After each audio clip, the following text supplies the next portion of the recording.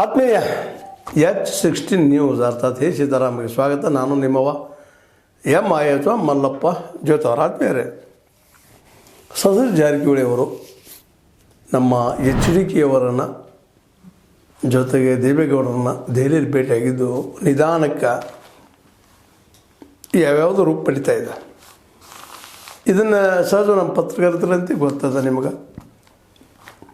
ಏನಾದರೂ ಮಾಡಿ ಒಂದಿಷ್ಟು ರಂಗ ಮಾಡಬೇಕು ಅಂತೇಳಿ, ಯಾಕಂದ್ರೆ ಪತ್ರಿಕೆ ಅವರಿಗೆ ನಮಗಾಯ್ತು ಯಾರಿಗಾಯಿತು ನಮ್ಮದು ವ್ಯೂವರ್ಸು ಮತ್ತೇನೋ ಡೆವಲಪ್ಮೆಂಟ್ ಮಾಡ್ಕೋಬೇಕಾಗಿತ್ತು. TRP ಬದಲಾಗಿದ್ದು ನಾವು ಮಾತಾಡ್ತಾ ಇರ್ತೀವಿ. ಪ್ರಶ್ನೆ ಮಾಡೋದು ನಮ್ಮ ಸ್ವಭಾವನೂ ಹೌದು ಮತ್ತು ನಮ್ಮ ಸಹಜ ಹಕ್ಕೂ ಹೌದು.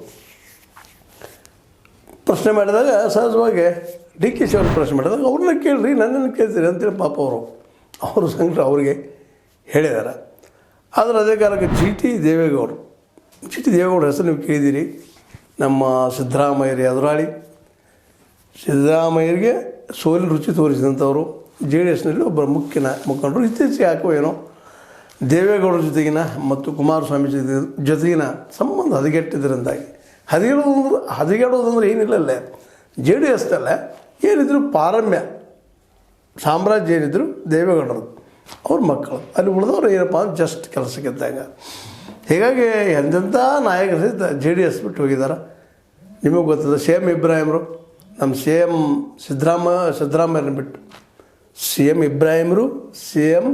ಸಿದ್ದರಾಮಯ್ಯನ ಬಿಟ್ಟು ದೇವೇಗೌಡ ಹತ್ರಕ್ಕೆ ಹೋದರು. ನಂತರ ಮಧ್ಯದಲ್ಲಿ ಹೊರಗೆ ಮೊದಲು ನಿಮ್ಮೆಲ್ಲ ಗೊತ್ತದ ಇತಿಹಾಸ.